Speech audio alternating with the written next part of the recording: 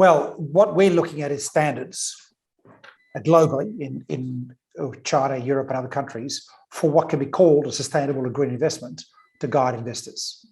And in that context, well, the first thing to say is things are pretty bad.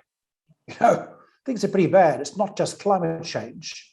It's also the unbelievable biodiversity destruction that we are currently experiencing. We're in the middle of the 6th great extinction on this planet, except this time humans have created it. It's a rather unusual own goal.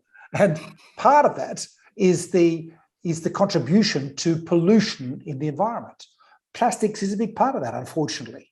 It has been. And I can still remember taking my family snorkeling off the west coast of Bali and coming out, I've seen some fabulous fish, into what can only be called an acre of plastic.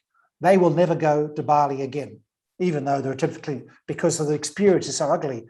That's the personal experience. But of course, the macro experience is the destruction of habitat, destruction of species. So we've got to do something, and it's really urgent, because the biodiversity destruction that we're currently experiencing is going to start affecting us in food chain, in crops, in a whole lot of environmental issues, which provide the enabling environment for us to live and survive. So it's urgent. What we're looking at is 3 layers, really. Decarbonising. There is a decarbonising of the oil production system that we can do. There's work done. The second area of decarbonisation is in feedstocks. So the critical area is the switching olefin production to biofeedstocks and degradable. And I know that we've got some very interesting stories popping up at the moment, including from a previous speaker. And lastly, but not leastly, usage. We do need to radically change our usage. Let's be clear. We need to reduce and recycle. We're not going to be able to extinguish the use of plastics. Of course not. It's so useful. It will go to biodegradable, and it will go to inputs that are different.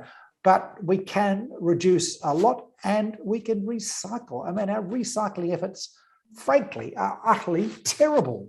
Now, I'm not going to comment on exactly what we do to recycle, but because there's many different ways in different countries. There's experiments around the world, but goodness knows what we have to do. So in the European taxonomy of sustainable finance, which will guide all definitions of Europe in sustainability for Europe, for investors, banks, and corporates going forward, the recycling of plastics is absolutely seen as a green and sustainable investment.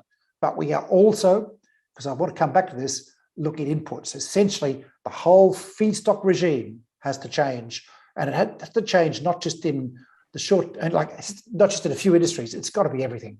And we've got to do it fast. We just don't have time to mess around. There's been a lot of talk for 10 years, not enough action. Time to change.